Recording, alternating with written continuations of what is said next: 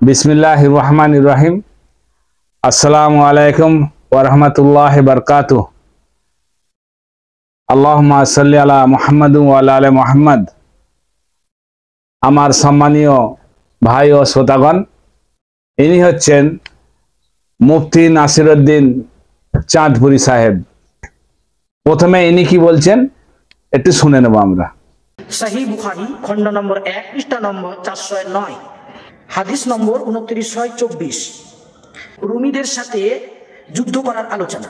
রাসূলুল্লাহ সাল্লাল্লাহু আলাইহি ওয়াসাল্লাম একদিন বলেছিলেন, আমার উম্মতের প্রথম সৈন্যদল যারা রুমের এক বিশেষ শহরের উপরে আক্রমণ করবে, আল্লাহ রাব্বুল আলামিন তাদের সবাইকে ক্ষমা করে দেবেন।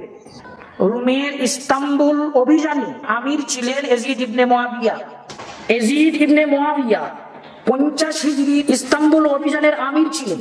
ওই যুদ্ধে আবু আইয়ুব আনসারী রাদিয়াল্লাহু তাআলা আনহু শহীদ হয়েছিলেন। বড় বড় সাহাবায়ে কেরাম ছিলেন, কিন্তু আমির হয়েছিলেন ইয়াজিদ ইবনে মুআবিয়া। এই হাদিস দ্বারা বোঝা যায় ইয়াজিদ মাগফুর লাহু, মানে ক্ষমাপ্রাপ্ত। এ থেকে আমরা আলোচনা করতে পারি ইয়াজিদের উপরে লানত করা যাবে কিনা। লানত করা মুমিনের শান নয়, এই জন্য আমরা লানত করি না।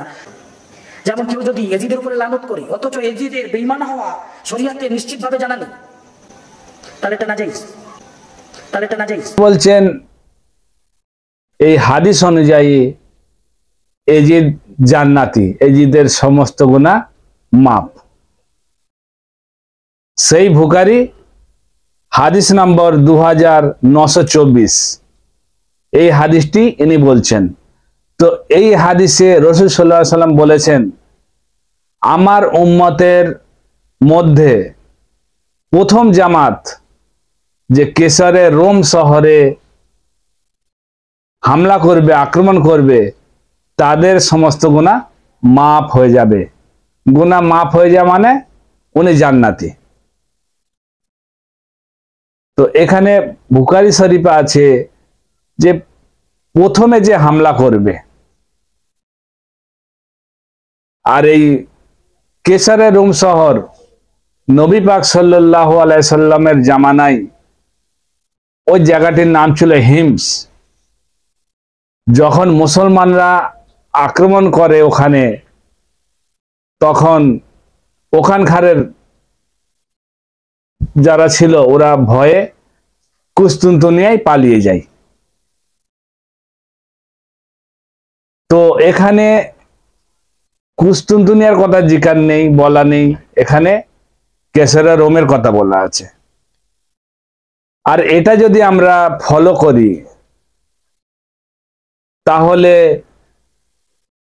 এই যে খোঁজখবরের যে হকদার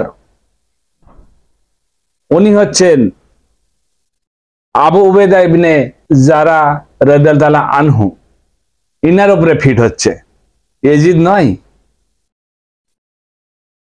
নাসিরউদ্দিন চাঁদপুরি সাহেব যে বললেন কুস্তুনতুনিয়া, যদি আমরা কুস্তুনতুনিয়া মানি তাহলে এরপর কুস্তুনতুনিয়ায় তো অনেক হামলা হয়েছে। আর উনি আরেকটি কথা বললেন যে বুখারী শরীফে আছে ওই সেনাবাহিনীতে একটি সাহাবা ছিলেন আবু আইয়ুব আনসারী রাদিয়াল্লাহু তাআলা আনহু, আর ওই লস্করের সেনা প্রধান ছিলেন ইয়াজিদ ইবনে মুআবিয়া। আর ওই লস্করে মারা যায় আবু আইয়ুব আনসারী। তো এখানে প্রমাণ হয়ে গেল কে ইয়াজিদ জান্নাতি। তো এটা কি করে প্রমাণ হলো যে এটা নবী পাক তো ওখানে বলে গেছেন যে প্রথমে হামলা করবে, এটা তো প্রথম হামলা নয়, তাহলে ইয়াজিদ কি করে হয়ে গেল? আর এইটা 7 নম্বর সেনাবাহিনী ছিল, 2 নম্বরও নয় আর 1 নম্বর তো নয়, 7 নম্বর ছিল। সেটা আছে সুনান আবু দাউদ হাদিস নম্বর 2512। এখানে একটি সাহাবা বলছেন যে আমরা কুস্তুনতুনিয়ায় আক্রমণ করার জন্য গিয়েছিলাম, আর আমাদের সেনাবাহিনীর সিপাহ সালার ছিলেন আব্দুর রহমান বিন খালিদ বিন ওয়ালিদ রাদিয়াল্লাহু আনহু। মানে এখানে বোঝা যাচ্ছে এখানে খালিদ বিন ওয়ালিদের পুত্র ছিলেন, এজিদ নয়। আবার বলছেন যে এই লস্করে, এই সেনাবাহিনীর অংশগ্রহণ করেছিলেন আবু আইয়ুব আনসারী রাদিয়াল্লাহু আনহু, আর উনি একটি কুরআন শরীফের আয়াত শুনিয়েছিলেন। তারপর থেকে যতবার কুস্তুনতুনিয়ায় মুসলমানরা আক্রমণ করে সব সেনাবাহিনীতে শরীক ছিলেন আবু আইয়ুব আনসারী। তো আর একটি হামলায় উনি শহীদ হয়ে যায়, মারা যান, আবু আইয়ুব আনসারী। তো এখানে বোঝা যাচ্ছে যে ওখানে এজিদ ছিল না, ছিল খালিদ বিন ওয়ালিদের পুত্র ছিল। তারপরেও বলছে যে মারা যাবার পর ওখানেই ওনার জানাজা পড়ে ওখানেই ওনার কবর দেওয়া হয়, দাফনানো হয়। আজও পর্যন্ত ওনার মাজার কুস্তুনতুনিয়ায় পাওয়া যায়, এখন যেটাকে আমরা তুরস্ক বলি, এখনো পর্যন্ত ওনার মাজার আছে। তো এখানে বোঝা গেল যে এজিদ ছিল না। আর তখন এজিদ থাকবে কি, তখন তো এজিদ খুবই ছোট, তখন অত বড় হয়নি। এসব লড়াইগুলো যখন হয়েছে তখন এজিদ খুবই ছোট। আর এই যে কুস্তুনতুনিয়া বিজয় সাহাবা গণেরাও করতে পারেনি, বা তাবেগণ যারা ছিল ওনারাও করতে পারেনি জয়, আর তাবেইন ওনারাও করতে পারেনি, কুস্তুনতুনিয়াকে জয় করতে পারেনি। করেছেন কে জানেন? সুলতান মোহাম্মদ ফাতে। আর উনি ছিলেন আর্তুগুলের বংশধর। রাসূলুল্লাহ সাল্লাল্লাহু আলাইহি সাল্লাম দুনিয়া থেকে যাবার পর প্রায় 800 বছর পর কুস্তুনতুনিয়া জয় হয়েছিল, মুসলমানরা জয় করেছিল। কিন্তু যারা জয় করেছে ওর বাসারা ছিল না, ছিল যারা প্রথমে হামলা করবে। তাহলে এখানে বোঝা গেল এজিদকে নিয়ে যে আমাদের আহলে সুন্নাতের উলামাগণ জান্নাতে নিয়ে যেতে চাই, সেটা নয়। আর বুখারী শরীফে এরকম নেই যে কুস্তুনতুনিয়ায় হামলা যে হবে তার বাসারা নবী করিম সাল্লাল্লাহু আলাইহি ওয়াসাল্লাম দিয়েছে। আর এজিদকে কেন জান্নাতে নিয়ে যেতে চাই আমাদের আহলে সুন্নাতের উলামাগণ, ভাবার বিষয়। যে এজিদ আহলে বাইতে রসুলকে শহীদ করেছে, এমন শহীদ করেছে মনে হলে গায়ের লোম, গায়ের পশম খাড়া হয়ে যায়, এমন অদৃশ্য।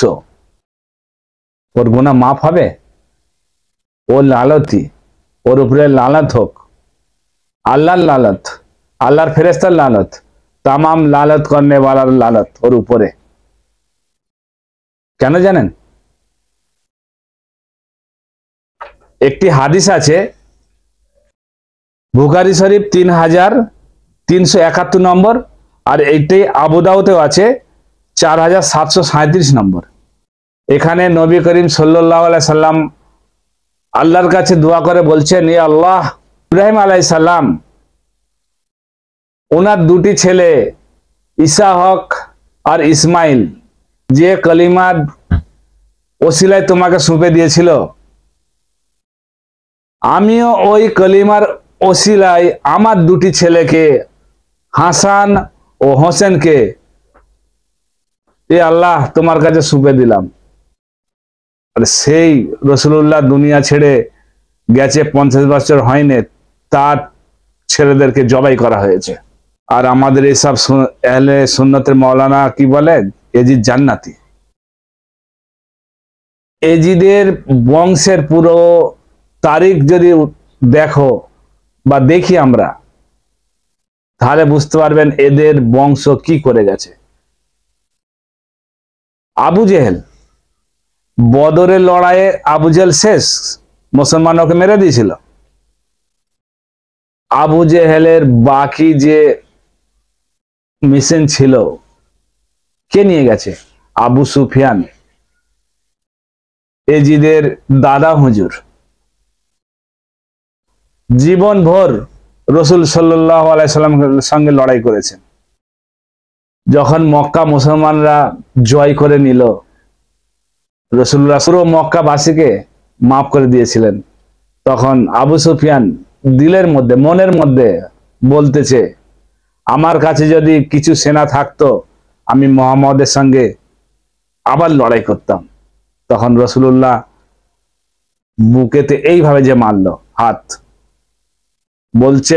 বলছেন রাসূলুল্লাহ, আল্লাহ পাক তোকে আবার জলিল করত।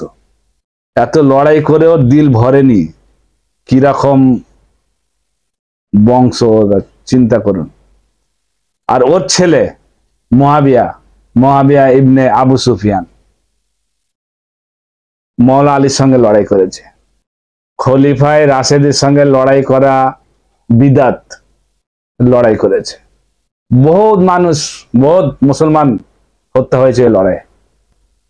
ইমাম হাসানকে বিষ দিয়ে শহীদ করা হয়েছিল তার জেসন খুশি মানিয়েছিল আহলে শামের রাজপ্রাসাদে। এরও হাদিস আছে, এসব বলতে গেলে খুবই লম্বা হয়ে যাবে।